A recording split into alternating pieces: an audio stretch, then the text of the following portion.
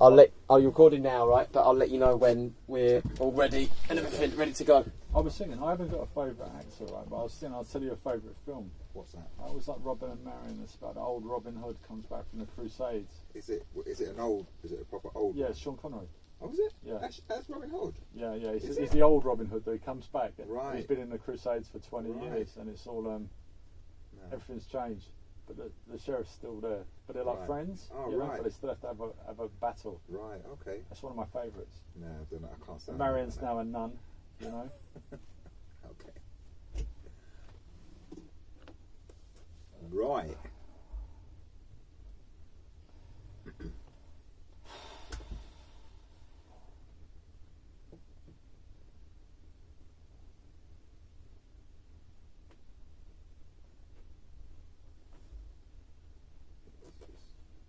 So. Oh, so I'll do the intro. I'll do the intro first, yeah?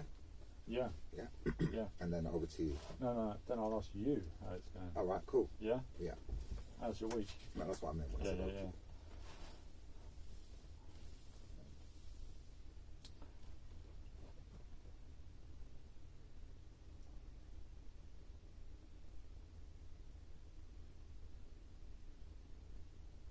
One, two, check in, microphone check in, 1 2 1 2 1 2. 1 2 1 2.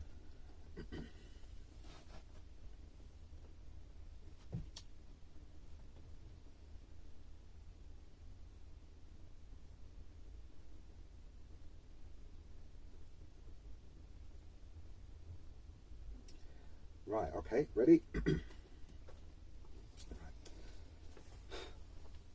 You're listening to the Enlightened Working Class, where two middle-aged, London born and bred men discuss a whole range of issues relating to wealth, class, race, gender, history, politics, science, life, death, the universe, and everything else under the sun from a working class perspective. Okay, Pat, so we're live again. How's your week? Oh, it's been a good week, pretty average week. Few things in the news. Yes, some things in the news. Some things in the news that actually link to conversations we had last time we were here, Dunk. I use these two big words actually, cognitive dissonance. I've looked them up. You looked them up. Yeah. I'm glad you did, because I don't really know what they mean either. But I know the principle of what they're talking about, and it was in the context of, I was saying, you know, actually I will get on the tube dressed in my kind of suit and tie and so on, and women, old women, young women, all kinds of white women will be grabbing their handbags, clutching them closer to them, as if they think for some reason I'm going to want to mug them or steal their handbags. And I'm just talking about how offensive that is, and how that makes me feel, and how that makes black men feel in general, who I can tell you have that experience practically every day when you're on the London Underground, and even sometimes when you're walking down the street. Anyway, what's been in the news this week that relates to that is our man Liam Neeson, who, interestingly, I actually watched in a film on Saturday night. I watched Widows. Oh, I haven't seen that. Yeah, where he's one of the stars in that. You know, he's you know, I suppose he's probably the lead male in that. And he's in a relationship with a black woman. Is it Viola Willis? Oh, I can't I saw the pictures. I saw the picture. And she actually made a big deal about the fact that she was in that film, and she was making a point that she's in that film, she's in bed with a white man who's her husband, and she was quite proud of that, because it just showed, in her view, that you know, I didn't have to just have black parts and play black characters. I could be all kinds of people. She was very proud of that. I think she's from this very popular series, How to Get Away with Murder. Anyway, I digress. The point is, Liam Neeson made this point about how years ago, as part of a promo for his new film, which is called Revenge or something, or Taken or whatever, that a friend had told him that she'd been raped. He asked a friend what colour was the person who raped her. God knows why he asked that, but anyway, he did. And she said it was a black person or a black man. And he decided at that time, we talked about how he felt, he got himself a kosh, and he went out walking the streets looking for a black man, any black man, and he wanted to beat that black man, any black man, in revenge for what had happened to his friend. And to me, this is exactly what this cognitive dissonance is about. You know, you're not looking at the real situation, you're not looking at what's actually happening, you're lumping everyone together and using that to justify your behaviour. And I just thought it was really interesting that he actually came out and said it. And I know he's taking a lot of stick for that, and I think he does deserve stick, because I think that's a despicable thing to have even thought and to want to have done. I mean, imagine if he'd have said, I wanted to go out and rape any black woman just because my friend had been raped. Yeah. But to be fair to him, he's saying what I suspect a lot of white people are thinking, even if it's not at the front of their mind, at least subconsciously. So fair play, and actually it's good that this stuff is being talked about and it's out in the open. Yeah, well, it's a heavy duty subject there to start off with. Yeah, nothing wrong with that. Yeah, my week's been slightly different. Okay. It's been I spent a week with health issues. Right. The strangest thing has happened to me.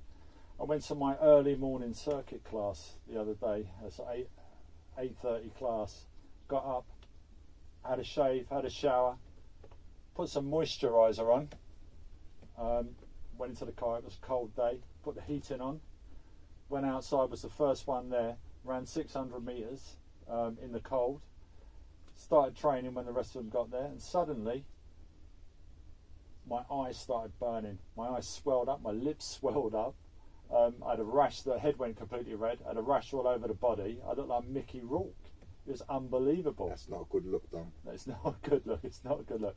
So I thought initially that I'd had a reaction to the moisturiser or something like that. It's good that you're doing the moisturiser thing, though. Huh? That's very new, man.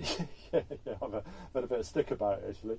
But I thought that was maybe a one-off. Stop the moisturiser and all that. The last 2 times I've been in the gym, as soon as the blood starts flowing a bit, the same things happened. The head swelled up, and I'm thinking, wow, what's this all about? And I've been racking my brains trying to think what it could be, and I've got maybe a solution to it. Not a solution, but a cause. And it's down to you, Pas. Really? Yeah. Oh, wait a minute. What, was it the moisturiser I bought you? No, Oh, no. okay. It's these promotional pictures you've been taking for the this pictures. podcast. Yeah. Okay. I've noticed in each of them that my head seems to mysteriously disappear when the two of us I'm are sitting sorry there. about that, Dan. I'm truly Right. sorry. So I don't know if you remember the film The Omen. Yes. Yeah, about the rise of the Antichrist. Yes, So everyone who was trying to stop this rise of the Antichrist, a photographer had taken pictures of them, and he noticed there was something wrong with them. It was like blurry, or the head was missing, or something like that. I think you've done it to me. Are you the Antichrist, Dan? No, I was hoping that you might be. Okay. Well, my head's in the picture, so I think we'll wrap it all. You Right. see, Right. otherworldly influences. And Okay. while we're on that subject, Okay. and before, or as a lead into what we're going to talk about today, I thought we might talk about otherworldly experiences. Have you ever had any? Something that you would define as not normal, can't be explained, not clearly anyway. Yes, I have had one. Would you like to expound? Yeah, one summer's night, I don't know how long ago, 10, 15 years ago, I was sleeping in the evening. It wasn't like in the night, like, I don't know, 10 o'clock. For some reason, I was actually in my bed. Can't even remember why it was. And I woke up and I was paralysed. I couldn't move. But you were really paralysed. I was paralysed, and I could hear this sound outside my house. Like, it felt like a helicopter at the time. Yeah. And I don't know how long this went on for, but I remember This really happened, yeah? This genuinely happened to me. Okay. I got very anxious, and I was just paralysed. I couldn't move, and I wanted to get up, get away from whatever it was. I felt there was something going on, and all I could hear was this noise outside. And then, as quickly as it came, it was gone. And I've never been able to explain it. I've never been able to understand it. I'm not going to lie to you, I was quite scared Well, it's not for a surprising, while is it? after that. But, I mean, it's just gone away now. But it's something that always sticks with me, and I always think, well, what was that all about? And you hear people talk about paranormal experiences and out-of-body experiences and stuff like that. And actually, the descriptions I hear sound very similar to that.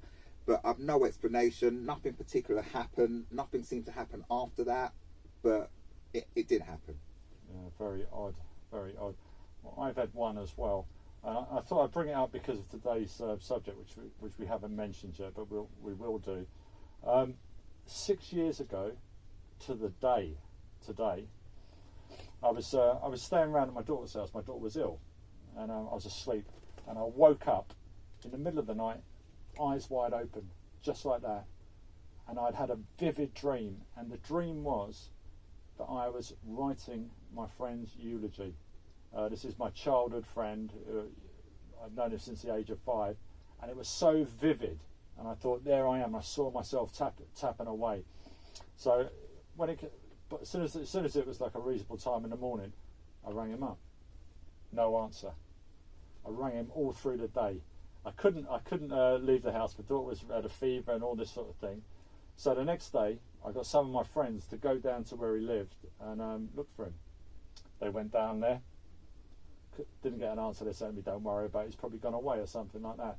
I then sent another 2 friends down there. They went down there, same thing, no answer. At the end of the week, on the Friday,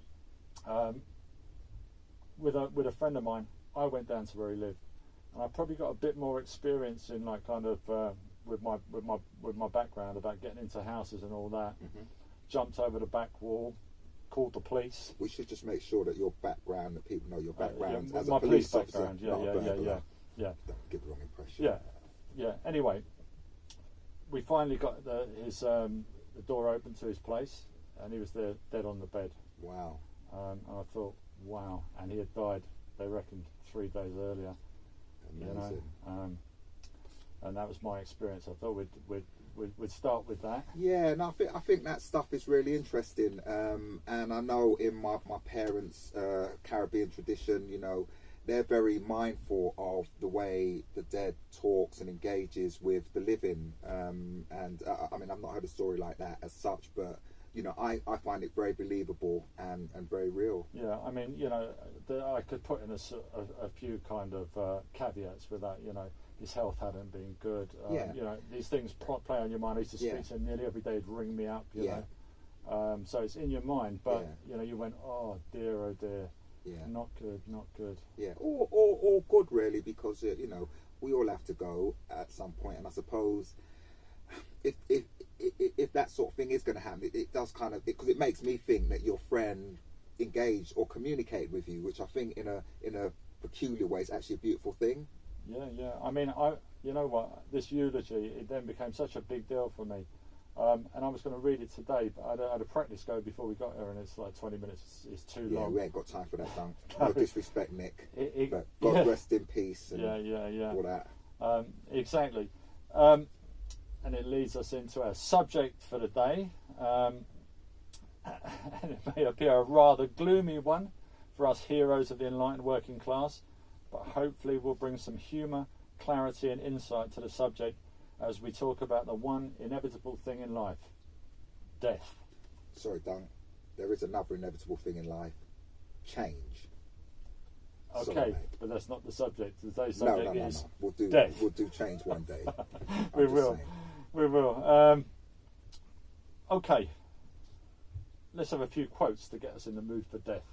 Okay. If that, well, I don't know. I put that. Did I say it correctly? Cool. That's cool. Yeah. Okay. Death is not extinguishing the light. It is only putting out the lamp because the dawn has come. That's Rabindranath Tagore, the Indian poet. Not bad, quite nice. Yeah, I like that. Life and death are one thread, the same line viewed from different sides, and that's Lao Tzu. He's the founder of Taoism, if you like. Okay. Yeah, we've mentioned him before, haven't we? I don't know. I thought it was the other one. Oh right, the Art of War. Yeah. I looked it up before we came. Nice one. Before we came here. Good work, mate. Okay. Here's my favourite one. Very poetic, by a poet, by W.H. Auden. Death is the sound of distant thunder at a picnic. You like that? Yeah. It doesn't move you. No. I get it. Let me read it again. I get it. Death is the sound of distant thunder at a picnic. Very, very Auden-esque, but yeah. It's all right. It's not my favourite. Go on. All Hit right, with another one. The life of the dead is placed in the memory of the living. True. Yes. That's by Cicero, the Roman lawyer. Okay. Another fanny merchant, stating the obvious. Okay. While I thought that I was learning how to live, I've been learning how to die. Leonardo da Vinci, genius. Much better. You like that, do you? Yeah, I like that. Yeah. You're not just going with a kind of genius thing. No. That made a bit more sense to me. Okay. Tell your friend that in his death a part of you dies and goes with him. Wherever he goes, you also go. He will not be alone. And that's by Krishnamurti, the Indian guru. You like that? It's all right. Yeah, you've got to know that your friend's going to die in that one. Oh yeah. No. Well, yeah, you did in the end, didn't you? Okay. Goodbyes are only for those who love with their eyes, because for those who love with heart and soul, there is no such thing as separation. And that's Rumi, is the Sufi Muslim poet. I really like that. I like Rumi. I really like that quote as well. Do you? Yeah. Yeah, it's not my favourite Rumi, but still. How about this? A normal human being does not want the kingdom of heaven. He wants life on earth to continue. George Orwell. Yeah. Go on, George. George is a top man. And it's true, and everybody wants to go to heaven, but nobody wants to die. Ice Cube. Is that Ice Cube? Yeah, well, I don't know. Well, you should have told me before we It's one started. I of would his have put it down, wouldn't That's I? one of his In the tunes. list. Everybody wants to go to heaven, nobody wants to It die. was a good day. It's not a good Were day. you AK? It's not that one. Huh? It's not that one. Get rid of quotes, done. I've got one, by the way, for you. Go on then. All right. So my one's a bit of a long one. I want to see if you can remember where it's from. So the father says to the son, everything you see exists together in a delicate balance. As king, you need to understand that balance and respect all the creatures, from the crawling ant to the leaping antelope. The son says, but dad, don't we eat the antelope? And the father says, yes, Simba, but let me explain. When we die, our bodies become the grass, and the antelope eat the grass, and so we are all connected in the great circle of life. You know what? I was going to say the Black Panther movie, but obviously it isn't. No. Simba gives it away, doesn't Yeah, it? I Like, know. Well, I just dear. thought I'd just make it easy for you, Huh? because I didn't want to embarrass you on air, so Not today, yeah? not today. Okay. For a change. Last one. Mostly it is loss which teaches us about the worth of things. True? Yes. Arthur Schopenhauer. I've no idea who that person is. You think but I had it's an on idea? point. Good. 17th century German philosopher. Never know what you've got till it's gone. Okay, here's another one. Yes. You can't afford to live in London, and you can't afford to die in London.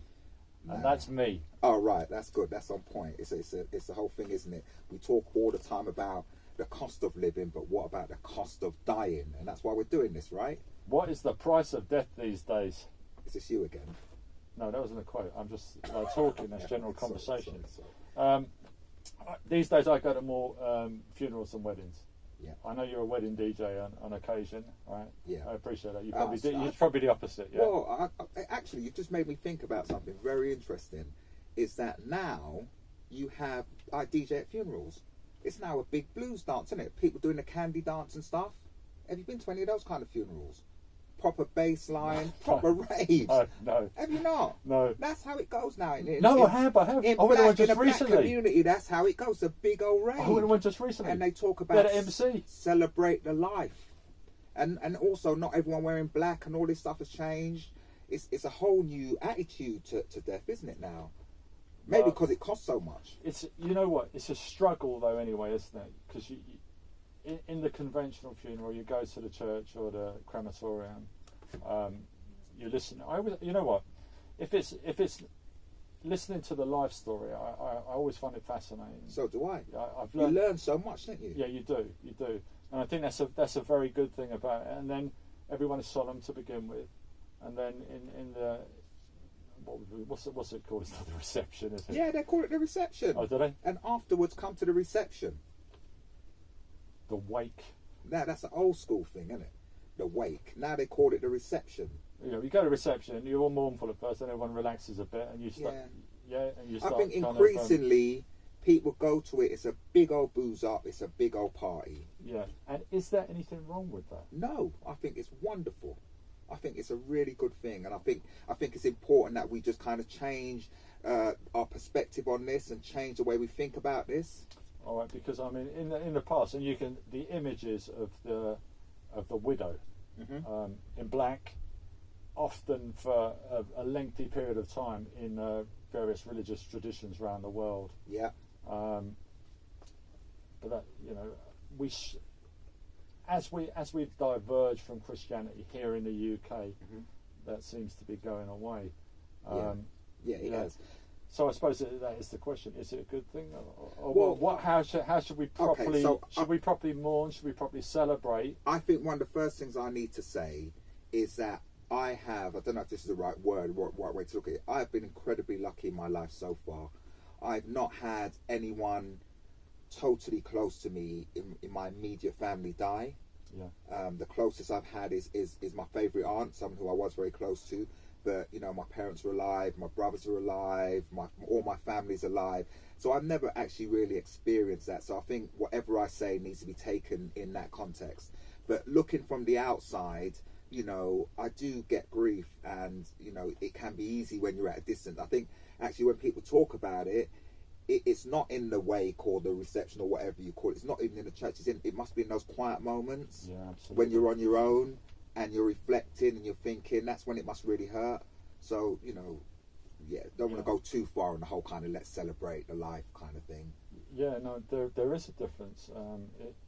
If you know someone vaguely, or if it's one of your family members, and the other difference is the age of the family member. Yes, and the circumstances under which they died. Yeah, and the circumstances of the passing. Yes. What you would hope generally, live a full life, come to the end of your term. You can accept that in some ways, even though it's not that easy. Now, I speak from the point of view that both my parents are dead. Nearly all my older relatives of that generation have died. Now, if I talk about when my father died, he was 80, he was 77 or something like this, about 25 years ago now. No, about 20 years ago. It's shameful, I can't remember the day. It's shameful. He'd had a heart attack. I expected him to die, you know. I thought the health's not good and this sort of thing. Yeah. But when he died, there was I felt as if my arm had been cut off. It was, you know. Yeah. And I had to have some grief therapy afterwards. It was not what you think, and you think, wow, you know. And I think now, what I would give just to hear his voice again. Yeah. And I had a tape recording of him reciting some sort of some poem in the Scottish vernacular. Yes.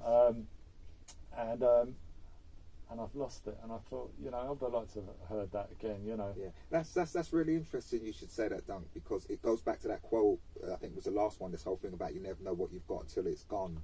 Yeah. And you know, I mean, moving away from death and just thinking about my parents and hearing what you're saying now, it just makes me think how important it is to really appreciate people. And I don't know how well you got on with your dad. Oh, I got on well with my dad. You know, but sometimes, you know, you have very close people to you that for kind of human things or just, you know, social things, you just don't get on with them, or they give you grief, or you fall out or whatever.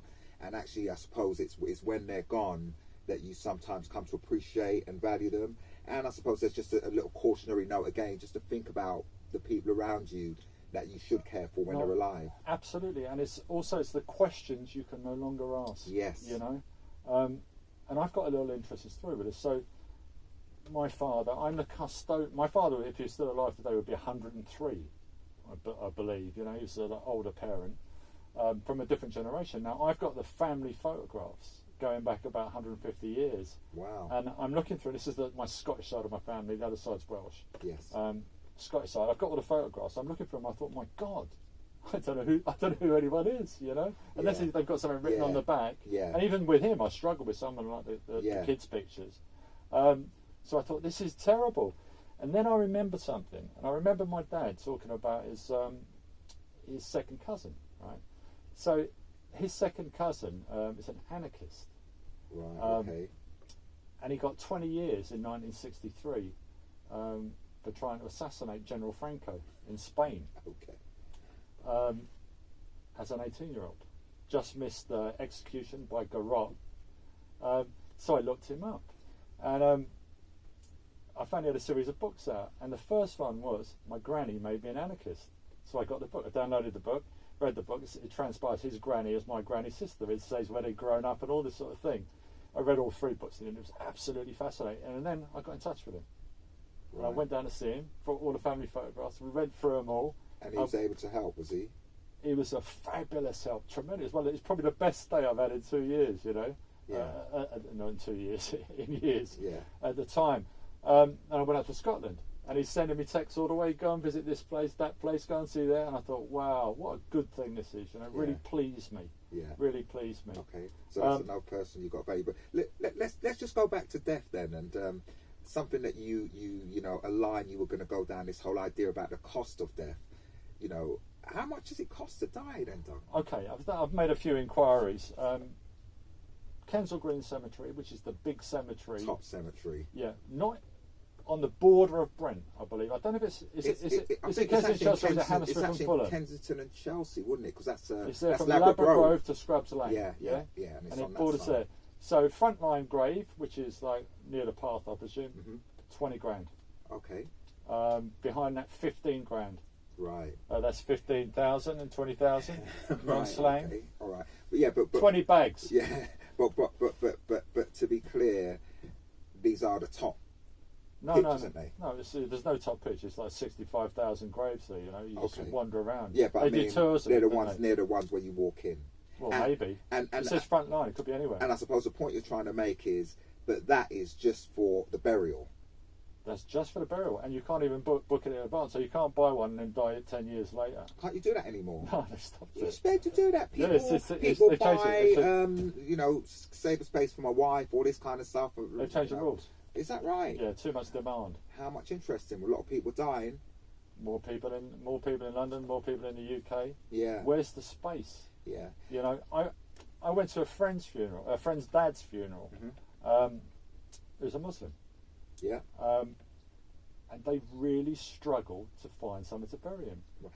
In the Muslim tradition, you have to get buried pretty quick. Is it the next day? It's something like that. Yeah. And you've got to be facing Mecca. Right. Apparently. Yeah. And we ended up, and I thought, my God, this isn't good. We ended up like, it was not far off the side of a football pitch up near Heathrow. And I was thinking, wow, you know, it didn't even look like, I couldn't see any other graves there. You know, you think, and they told me they really struggled. And you say that's just the cost of the burial, but I've made a few inquiries as well, and you know, a lot of people. I mean, 20 grand's a lot of money for a lot of people in this day and age. And what I came across was this notion of a pauper's funeral. Wow. So a lot of people die and they ain't got no money. So what happens to them? What, do we just leave them to rot? Obviously not. So the local authority has to pick up responsibility for that. And apparently, last year, local authorities spent something like £5 million burying people in what's termed pauper's funerals.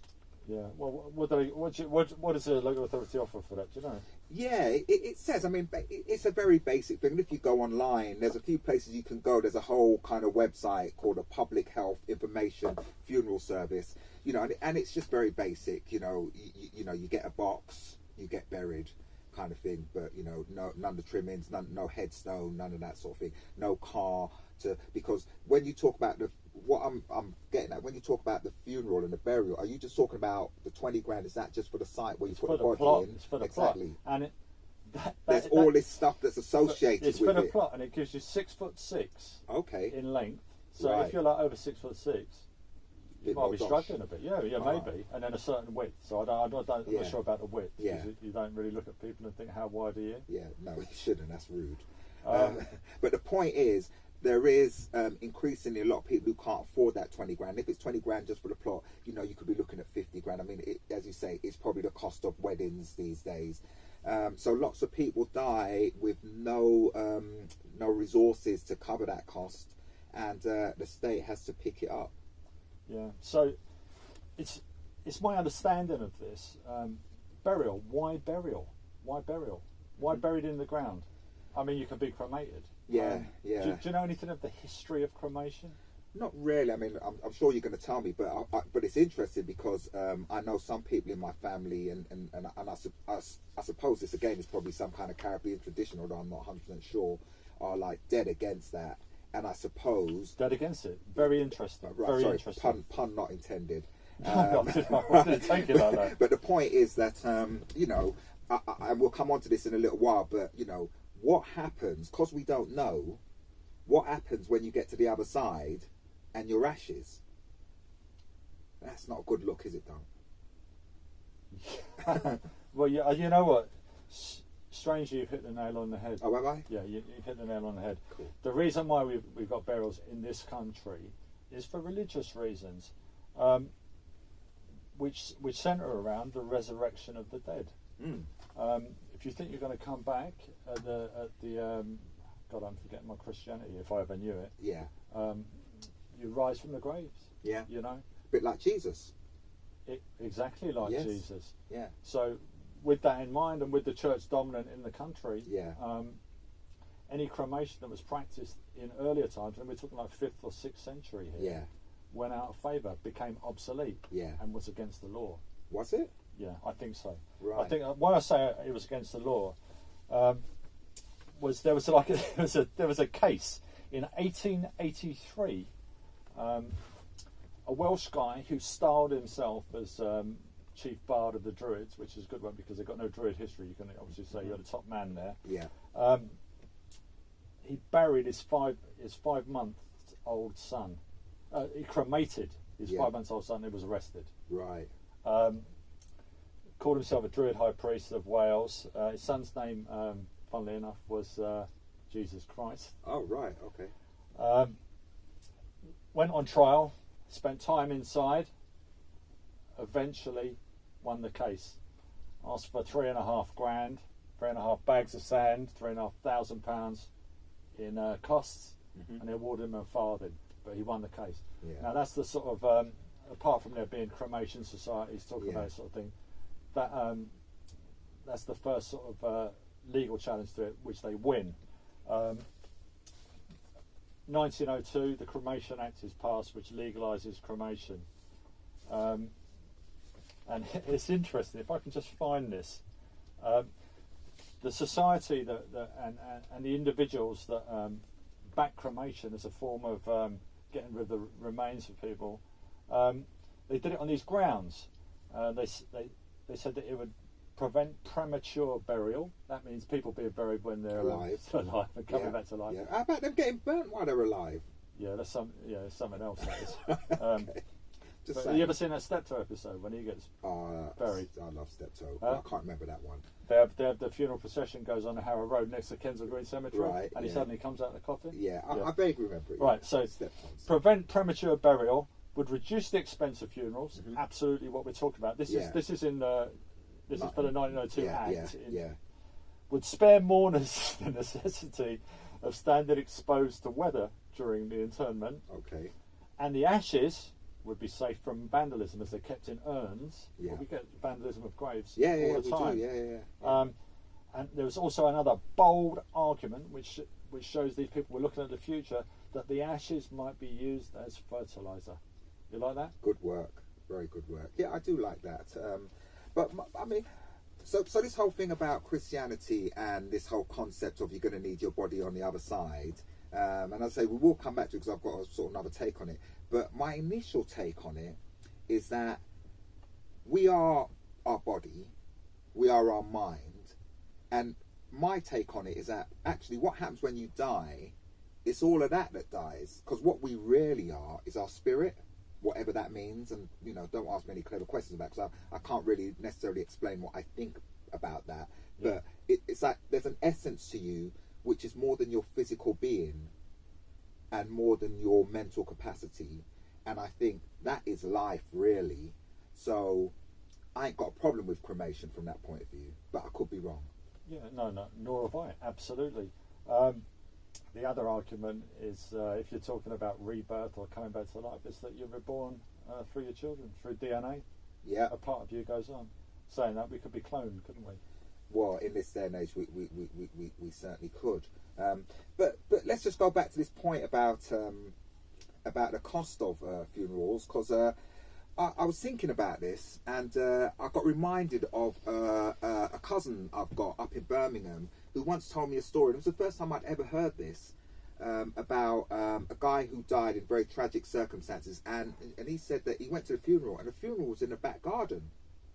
So this person, the wife, decided to bury the husband in the back garden. And I was thinking about that, and I thought, God, that's a bit, Yeah. And if we're talking about space, and if we're talking about if Kensal Green Cemetery are going to charge you 20 grand, I've got a perfectly good lawn out there, mate.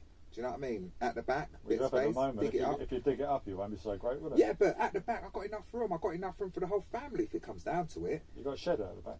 Whoa, the shed can go. Anyway, stop distracting me. The point I'm trying to make is that I think people don't realise that actually legally you're perfectly entitled to do that, number one.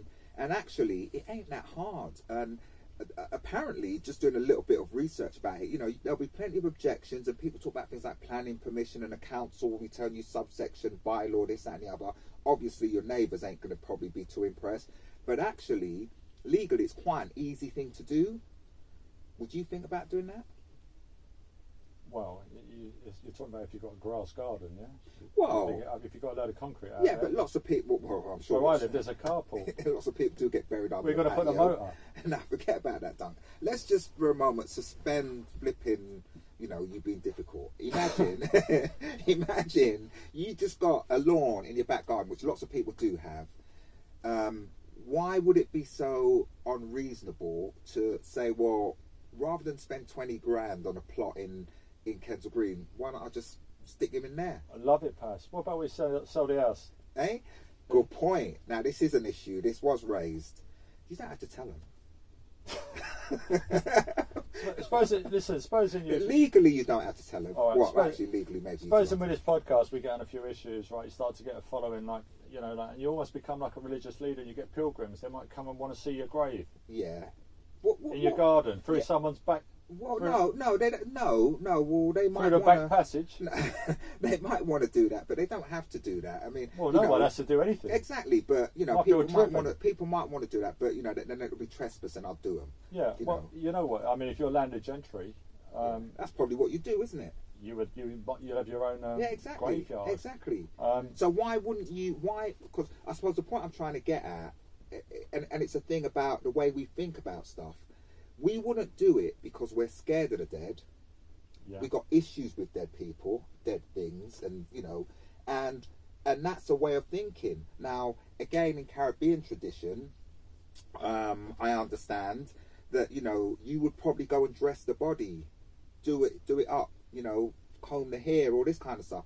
Now, as a child, I can't think of anything more scary watching bloody Peter Cushing, is that him? Christopher Lee, watching all these horror films. Hammer horror, exactly. Wow. So our perception of death, whereas I think in other cultures, death is just a thing, you know, and people can deal with it, and therefore you might have, you know, people buried on your land because actually it's their land, it's home. Yeah, well, it's a question of owning the land as well. This is they like this in the Native American kind of philosophy. And it's like that in the Caribbean. Who owns the land? Well, if you look at it logically, that's a good way of looking at it. Yes. Should we have a little look at burials around the world? Yeah, go for it. Okay. Go for it. So I've got a good one here actually.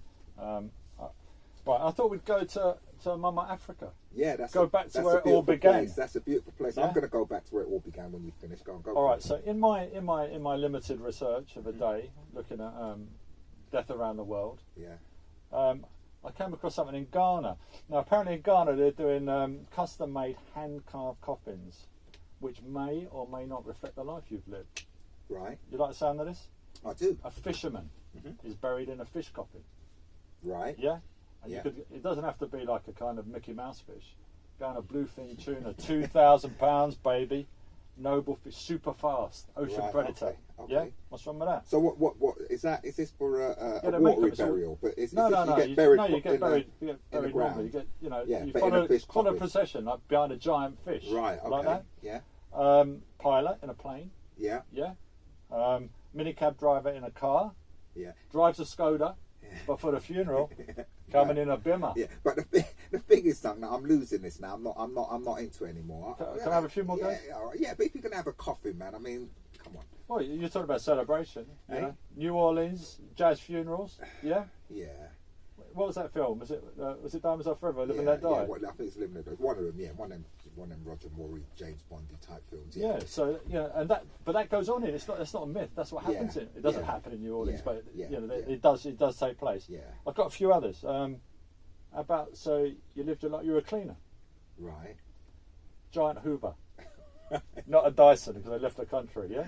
Okay. Yeah. Not Dyson. All right. Dyson Footballer. Bad. Yeah. You're a footballer. Yeah. Football. All right. What about the 6'6" thing? Well, big football. Yeah, it's going to have to be. No, I'll tell you what. Yeah, you're right. Better if it's a rugby player. Yeah. Better shape to the ball. All right, cool. Golfer in a golf bag. Okay. Buy your 20 grand plot, 3 of you Yeah. standing up. Okay. Yeah. I can get with that. What do you think? Fancy that? Nah. What would you have? Nah. Me, I don't know, man. I don't know what I'd have. I think I would probably. But saying that, somebody's gone. I probably want to keep it simple. I think I'm probably up for a bit of cremation myself. And I know that's not, my family probably wouldn't check for that, but I just think it just, and people coming to your grave and all that kind of stuff. I think, you know what, when I'm gone, mate, I'm out of here. See ya.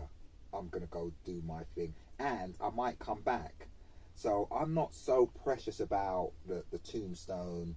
Here live Pascoe Sawyers, whatever, sunset and sun. It's not for you, Pas. It's not for you. It's not for you. Sunrise. It's not for you. Who's it for? It's for the family. I It's for know. the people you left behind. Yeah, but the thing about it is that the way I look at life, I mean, no disrespect for my family who I obviously love and care for, but, when I'm gone, I'm gone. Do you know what I mean? They've got to go do their thing. Yeah. I tell you what, just going back to what we said earlier, right? Yeah. And I said I'd like to hear my father's voice. Yeah. In some ways, and this is really quite a morbid thought, Yeah. that I quite enjoy the concept of this podcast. That it's a legacy. It's a legacy of your viewpoint. Indeed. Absolutely. That people can listen to. Yes. And I do see it a bit. I do see it a bit like that. But I think without being morbid. yeah, but the thing is, no, I don't think that especially is with my morbid. kind of my giant head No. these days. No, I'll make sure your head's in the next picture now. But anyway, the thing is, but I'd rather they listen to that than go to some cold bit of stone in Kensal Green or wherever it is with some grass growing and think that's me. That's not me. Yeah. As I said, I'm the spirit. I've got a solution for you. Okay. Apparently, Yeah. in the Indonesian hill tribes, Yeah. you die, they keep the body in a room Yeah, well, for a couple of years. I'm definitely not up for For a that. couple of years. What's wrong with that? I'm definitely You were just not talking up for about, that. cold, it's not cold No, there. what- You've got your own room, you're yeah. in bed. No. When I'm gone, I'm gone. And as I said, for me, it's all about my spirit. And hopefully my spirit lives on. And if I'm really lucky and I've got this right, my spirit will come back. Can I say a little thing? Can I read you a little thing quickly? Right? Sure. So you went back to the motherland, to Africa. And, people often forget when they talk about Greco-Roman and Greek civilizations and Roman civilizations that actually they say themselves they got that from Egyptian civilization, which is probably the first of these great ancient civilizations. And I love their version of things because for them it's all about a fundamental belief in immortality, and they talk about death as being a temporary interruption. Yeah. And I love the story about what's meant to happen. I'll read it very, very, very quickly. Is that, when you die, you go on this journey and you have to get to this place, to the realm of Duat, the land of the gods. And then that's where it's decided what happens to you. And when you get there, it says, here the dead perform the weighing of the heart ceremony to judge whether the person's earthly deeds were virtuous. The weighing of the heart was overseen by the jackal-headed god Anubis, and the judgment was recorded by Tooth, or Thoth. Thoth, yes, the god of writing. Now this is what I like. 42 gods listened to the confessions of the deceased who claimed to be innocent of crimes against the divine and human social order. I love that. The person's heart was then placed on a scale counterbalanced by a feather that represented Ma'at, the goddess of truth and justice. If the heart was equal to the weight of the feather, the person was justified and achieved mortality. If not, it was devoured by the goddess Amimet. This meant that the person would not survive in the afterlife. When a pharaoh passed the test, he became one of the gods Osiris. He then travelled through the underworld on a solar bark accompanied by the gods to reach paradise and attain everlasting life. Now I'm hoping that when my heart is weighed against a feather, that I'll get on the other side and I'll be back. You know what I mean? My body may be burnt or whatever, although to be fair, the Egyptians were very clear about this, and that's the whole mummification thing. You got to keep your body in case you need it when you come back. Yeah. But I'm less worried about that. I just like the concept that if I live a good life and if I do the right things by humanity, that will be recognised when I get there and I will come back, because I kind of like it here. Just saying. That's very nice. Very nice. Okay. Let's explore a few more traditions, shall we? Yeah, go for it. We've gone through. We've talked about burial. Yeah. To a certain degree. We've talked about cremation. Mm-hmm. In the land, burial, ashes scattered on the land, Mm-hmm. buried in the ground. What about at sea? I think it's 3/4 of the earth is covered in sea. Should we be using the sea? I've done a little research on this. Now, let me hit you with a quote, all right? Just to get us tuned up for this, for being buried at sea. The sea is the largest cemetery, and its slumbers sleep without a monument. All other graveyards show symbols of distinction between great and small, rich and poor. But in the ocean cemetery, the king, the clown, the prince, and the peasant are alike, undistinguishable. Like that? Yeah, I do like that. So there's an egalitarianness about being buried at sea. Yeah. Which, by the by, there isn't about being buried, whether it be in Kensal Green or whatever. Because again, if you ever go through these cemeteries, you see massive tombs, and you see that it's almost becomes another way that people could show their wealth, and people could like having a big car or whatever. I got a bigger tomb than yours. I'm like, mate, you're dead. Right. I like where you're going with this. If you go to Havana, one of the tours they offer is a tour of the cemeteries, where you see these big tombs. But these have been surpassed recently. Are you familiar with? Have you heard about this? It was in the press. The tombs of the Mexican drug dealers, the cartel leaders. Pablo Escobar. I'm not sure he's there. I'm not sure. There's a few others. Do you watch Narcos? Eh? There was Narcos. No, I don't. No, nor do I. Nor do I. But there's one there like the cannibal. Okay. El Pollo, the chicken, right? The boss of bosses, and the most expensive one I saw in this thing I was reading was 900,000. So Right. you go there, it's a proper village of these mansions. They're mansions. You've got like a couple of beds in them, aircon, TV, video. Yeah. So you can go there and just chill out. These remind me what you've described of going back to the Egyptian thing of the pyramids, because even your bloody servants went in there with you, didn't they? Yeah, absolutely. So it's this whole thing about the afterlife. But as I say, you're dead. Yeah, absolutely. Better the servant than the wife.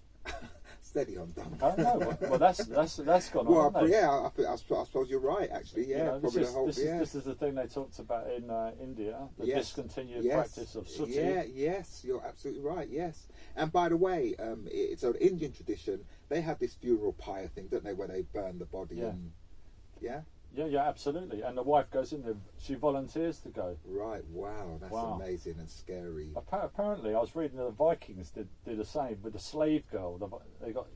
She goes in.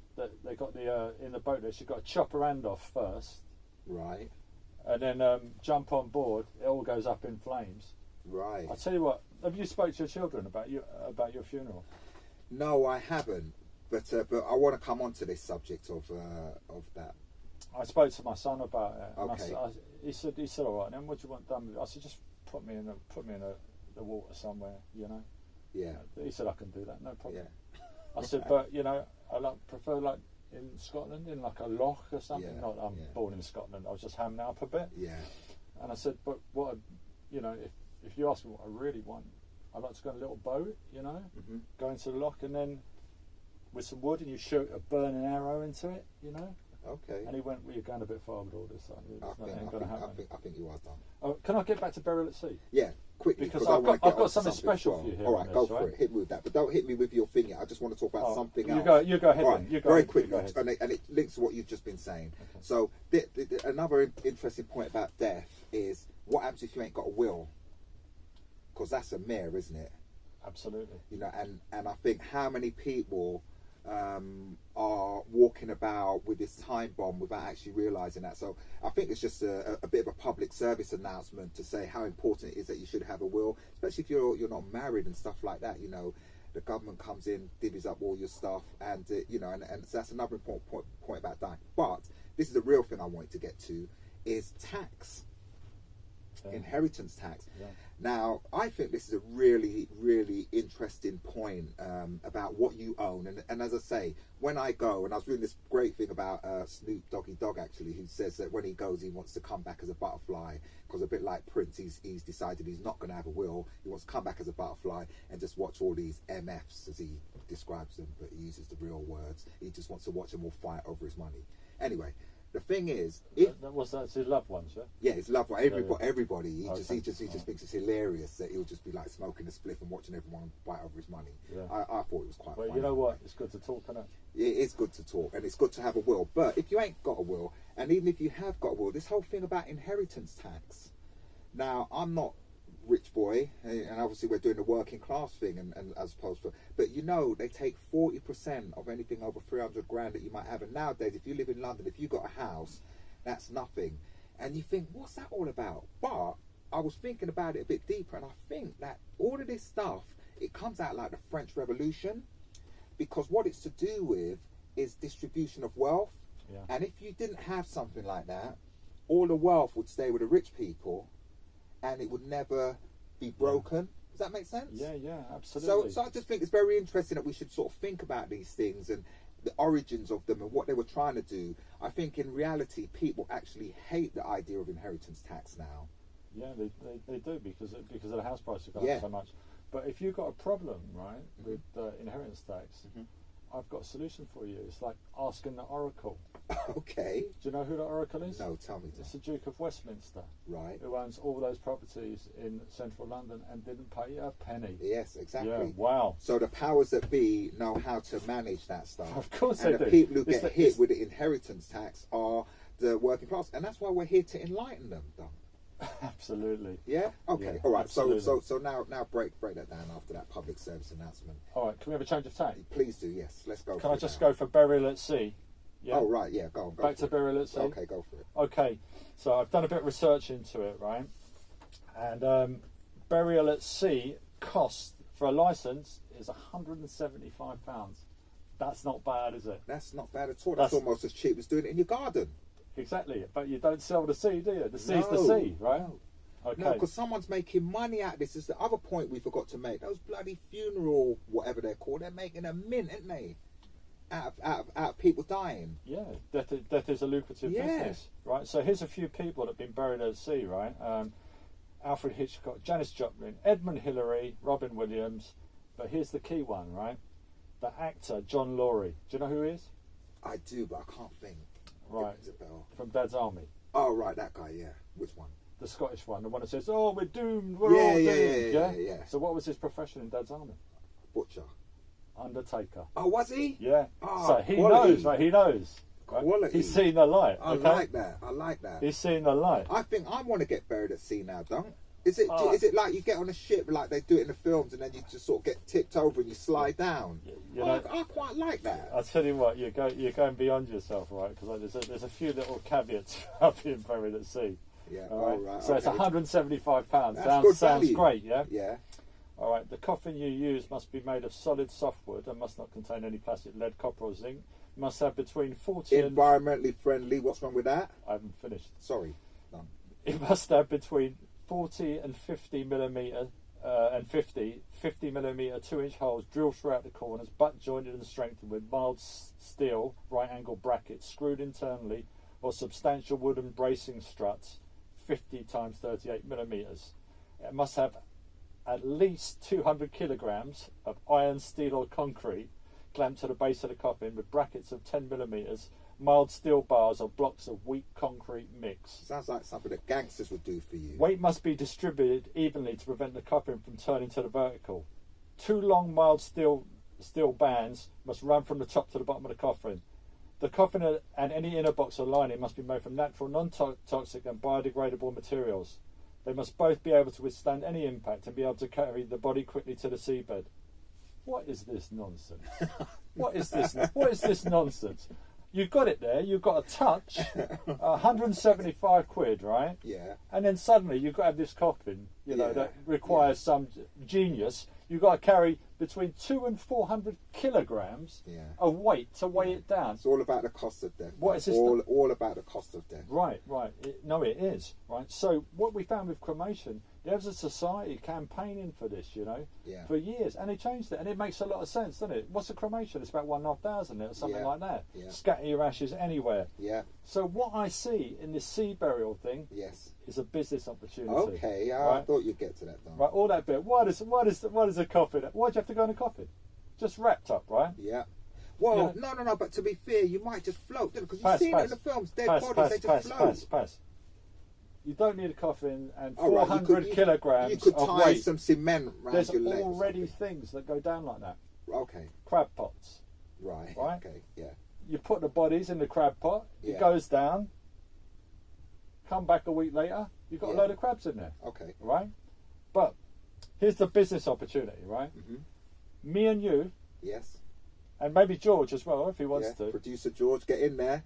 We get into the burial at sea business. I've thought it out. Listen, I've thought it out, Okay. right? Yeah. I've got a name for it, right? So you go out, you've got your bodies on board, Right. cruise ship, yeah? Yes. Cruise ship, bodies on board, you get one of them slides, you know, Yes. like you get in the water parks. Yeah. Body goes down the slide, everyone cheers, hello! Look at the splash on that one. Okay. What do you think? Uh, Right, hang on a second, I haven't finished yet, okay, right? Sorry. I got a name for it. Yes. Duppy Cruises. We haven't mentioned Duppy. Okay. Duppy Cruises. Look, Okay. listen. Yes. I'll go further with it, right? You Okay. like that? Duppy Cruises. Isn't that catchy? No, it's cool. It's cool. Yeah, I can Duppy. see it work.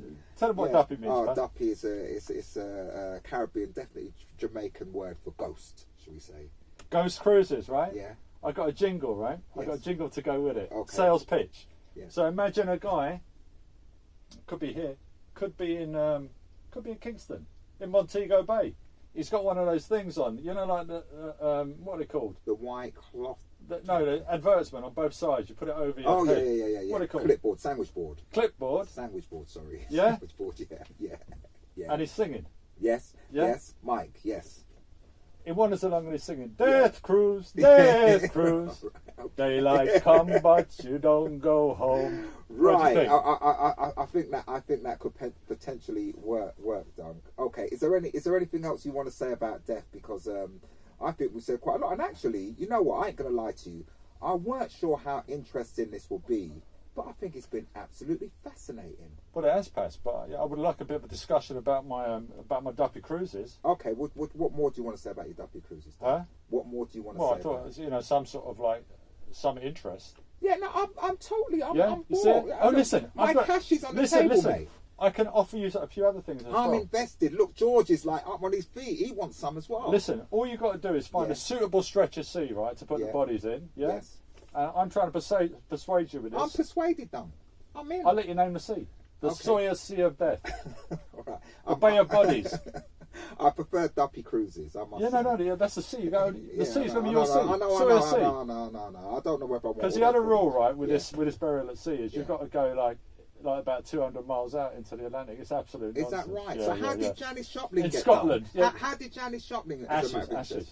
Oh, so she wasn't really buried at sea. No, the only one's buried at sea. Sir Walter Raleigh, buried Okay. in his full armour. Yeah, the it's a long divers, time look at ago, the that divers one. are looking for it now. That's a Duppy long time Cruises ago. could go out there. Yeah. Yeah? Duppy Cruises could go out there and find a body. It's disintegrated, Dom. Who's the, And who's- we are going from the sublime to the ridiculous. Who's the most famous recent person buried at sea? All right. That's your last word. Go for it, Dom. Who is it? Osama bin Laden. Is that right? Yeah, there you go. Okay. All right. Yeah. Ladies and gentlemen, you have been listening to Pascoe, Sawyers and Duncan MacDowall on the Enlightened Working Class. Day cruise, death cruise. Done. Thank you. Daylight come, but you can't go home. Thank you for spending your time with us. In the next episode, we'll be putting the world of politics, technology, education, religion, etc. to rights, and we're looking forward to you being with us when we do that. Thank you. If you live that long. Okay. Right. Okay. Cool. There you go. I think we've done that, and that was quite good. I thought. Actually, I weren't sure how that would work out. But Turn it off. Yeah, I got you. okay, George. So you want introduction.